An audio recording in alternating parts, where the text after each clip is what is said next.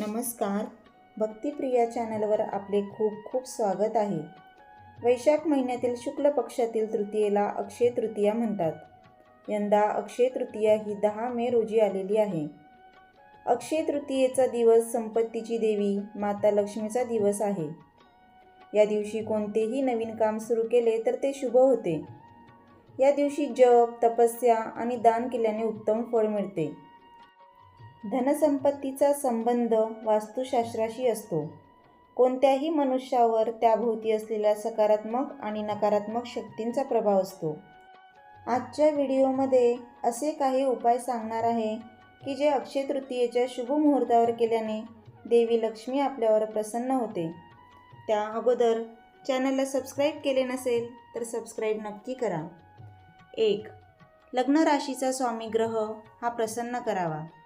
प्रत्येक जातकाची एक चंद्र राशी असते आणि या प्रकारेच जन्मापासून संबंधित एक लग्न राशी असते. जातकाचे गुण आणि व्यवहारावर लग्न राशी प्रभाव टाकते.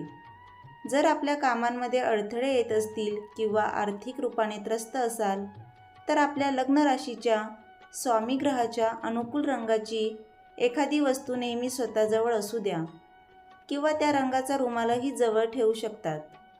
2. घरातील अलमारी योग्य ठिकाणी ठेवा. पैसे ठेवण्याची अलमारी योग्य दिशेत ठेवायला हवी. अलमारी उत्तर दिशेच्या खोलीत दक्षिण भिंतीवर लागलेली असल्यास धनवृद्धी होते. 3. मुख्य दारावर दिवा लावावा. दररोज सकाळी लक्ष्मीपूजन करायला हवे आणि सायंकाळी मुख्य दाराच्या उजवीकडे तुपाचा दिवा लावायला हवा. हे दोन्ही कार्य केल्यास लक्ष्मी माता प्रसन्न होते. 4. घराच्या मुख्य दारावर गणपती लावावा. गणपतीचा फोटो किंवा मूर्ती घरातील मुख्य दारावर लावल्याने घरात धनसंबंधी समस्या सुटतात.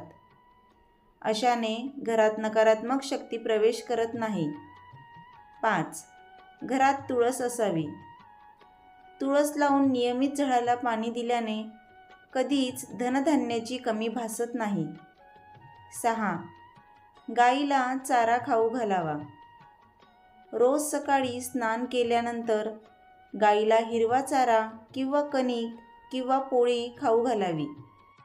याने लक्ष्मी प्रसन्न होते. तर अक्षय तृतीयेच्या दिवशी असे छोटे छोटे यापैकी एक उपाय जरी केला तरी जीवनातील सर्व समस्या संपतात आणि पैशाची कमतरता भासत नाही. तर आजचा व्हिडिओ आवडल्यास जास्तीत जास्त शेअर करा, लाईक करा आणि चॅनलला सबस्क्राईब नक्की करा. धन्यवाद.